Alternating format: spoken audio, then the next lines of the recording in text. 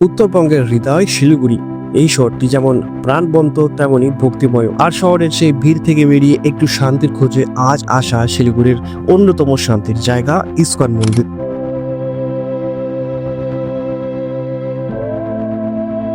শহরের কেন্দ্র থেকে প্রায় 5 কিলোমিটার দূরে অবস্থিত এই মন্দিরটির নাম শ্রী শ্রী রাধা মাধব মন্দির। মন্দিরের গেট দিয়ে প্রবেশ করতেই চোখে পড়ল এই বিরাট চূড়াটি। এই মন্দিরের স্থাপত্য সত্যি মনোমুগ্ধকর। সাদা মার্বেলের গঠন আর চারপাশে গাছগাছালিতে ঘেরা প্রাঙ্গণ। একবার ঢুকলেই যেন মনটা অন্য জগতে পৌঁছে যায়। সকালবেলার ঘণ্টাধ্বনি আর ভক্তদের কীর্তন যেন বাতাসে মিশে যায় এক শান্তির আবেশে।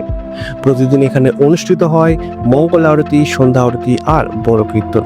যারা ভগবান শ্রীকৃষ্ণের প্রতি ভক্তি অনুভব করতে চাও তাদের জন্য এই মন্দির এক অসাধারণ জায়গা। কিন্তু মনে রাখবে, এই মন্দিরের গেট দুপুর 2টো থেকে বিকাল 4টে অবধি বন্ধ থাকবে, তো সেইভাবে তোমরা প্ল্যান করবে। এই মন্দিরের ভিতরে রয়েছে শ্রী শ্রী রাধা মাধব, শ্রী শ্রী গৌরনিতাই আর শ্রী জগন্নাথ বলদেব সুভদ্রা।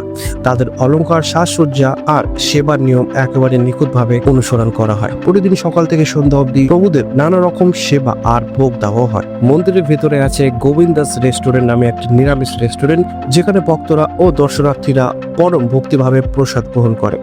এখানকার খিচুড়ি আর মিষ্টি সত্যি অসাধারণ। ভগবানের প্রসাদে যে শান্তি মেলে তা অন্য কোথাও পাওয়া যায় না। তাহলে তোমরা যদি কখনো শিলিগুড়ি ঘুরতে আসো তাহলে অবশ্যই পাহাড় নদীর সাথে একবার এই ইস্কন মন্দির দর্শন করবে। ভিডিও ভালো লাগলে লাইক কমেন্ট করতে ভুলো না। আর তোমরা যদি এই ভিডিওটি ইউটিউব থেকে দেখে থাকো তাহলে সাবস্ক্রাইব করতে ভুলো না। আর ফেসবুক থেকে দেখে থাকলে ফটাফট ফলো করে দাও আমাদের পেজকে আরো নতুন ট্রাভেল ব্লগসের জন্য।